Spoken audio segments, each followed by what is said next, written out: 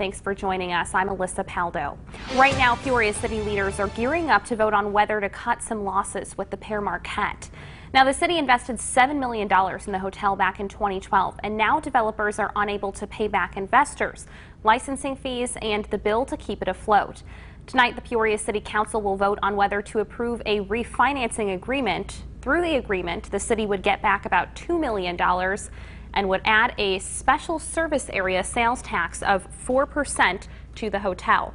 If that motion is denied, the city will risk losing $8 million and the hotel could close for a period of time. Stay with WMBD News for the latest on Council's vote. Well, meantime, new at noon, the chief of the Peoria Fire Department is stepping down from his post. Chief Charles Loss made the announcement in a statement to City Council and the department. Loss was named chief in November 2015, but has been a firefighter for more than 30 years. In a statement, Loss says, in part, "This has been a tremendous 4 years serving the city of Peoria. I have truly been blessed to have worked with such a great group of professionals within the Peoria Fire Department." City Manager Patrick Urick calls Loss a dedicated fire professional that led the department through a challenging budget cycle. His last day of work is January 31st. Assistant Fire Chief Ed Olahai will become the fire chief February 1st. We'll have much more tonight on WMBD News. Meanwhile, a major diplomatic breakthrough today on the Korean Peninsula. North Korea has agreed to send a high-level delegation to the Winter Olympics in South Korea. Representatives of North Korea walked across the border into South this morning and sat down for talks with the South Koreans. It was the first time the two sides have met face-to-face at the demilitarized zone in more than 2 years. Ben Tracy is in Seoul. This scene seemed unthinkable just weeks ago. 5 men from the south, 5 from the north shaking hands.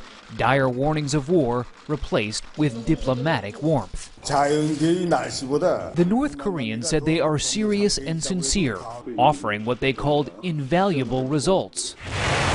They could afford the optimism because the conversation was not about Kim Jong-un's nuclear program.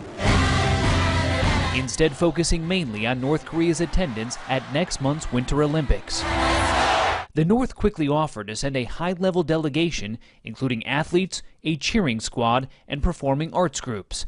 The South asked that the two countries march together at the opening and closing ceremonies and resume reunions of families separated during the Korean War. North Korea coming to the Winter Games is a big win for South Korean President Moon Jae-in, who has called them the Peace Olympics. In and of itself, the Olympics is not going to solve anything. John Delury is an expert on North Korean affairs.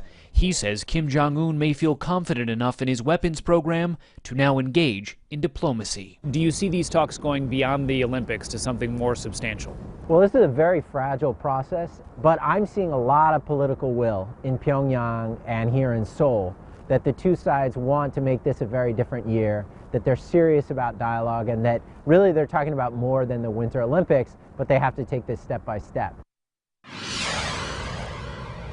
We're continuing our coverage from Washington, where the Uftrink Chevrolet dealership closed after Friday's fire. Owner Gary Uftrink tells WMBD the building is a total loss and more than 20 cars were destroyed. The fire put employees out of work, but Uftrink says the company will continue to pay them based on their average salary from 2017. The dealership hopes to rebuild within a year and to continue its more than 3 decades of success in Washington. We will rebuild Uftrink Chevrolet. Washington is our home and has always been an important part of the identity. We are thankful for the friendships and relationships we have within the community. There is no place we would rather be. Mayor Gary Menier and Gary Uftrink say the company is working out final details on moving the company to a temporary location. Well, the cause of that fire is still under investigation this afternoon. The Washington Fire Department says the fire was contained in about 6 hours. Problems surfaced after the water tower ran dry and several hydrants froze. 34 other departments helped, shuttling in water and additional supplies. Dale Township firefighters spent Monday night battling hot spots after a large house fire just west of Bloomington.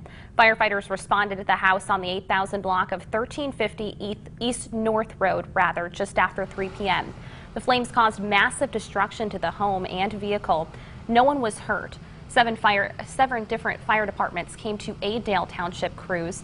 Firefighters say they are lucky the temperatures are warmer than recent days.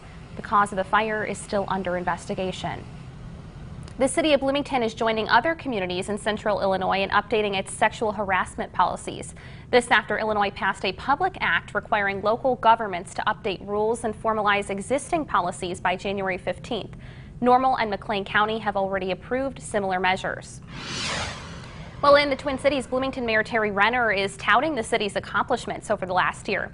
During his annual State of the City address Monday, Renner spoke about the progress Bloomington has made in infrastructure improvements and economic development.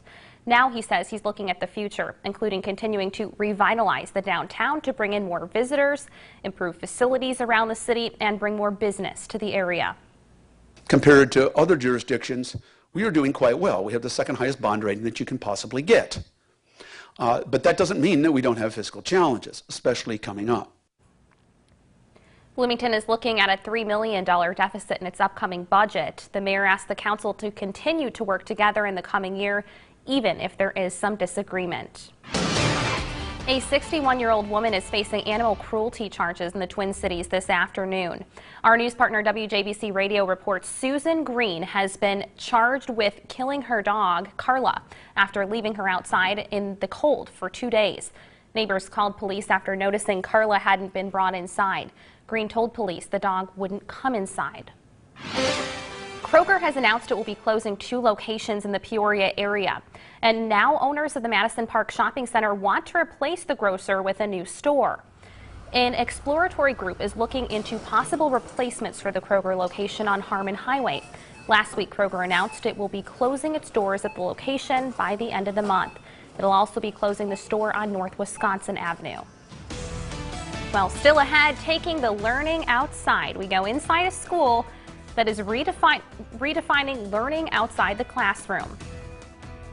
And despite fog and cloud cover, we're doing a lot more melting this afternoon. Spring-like temps are heading our way. The full forecast is next.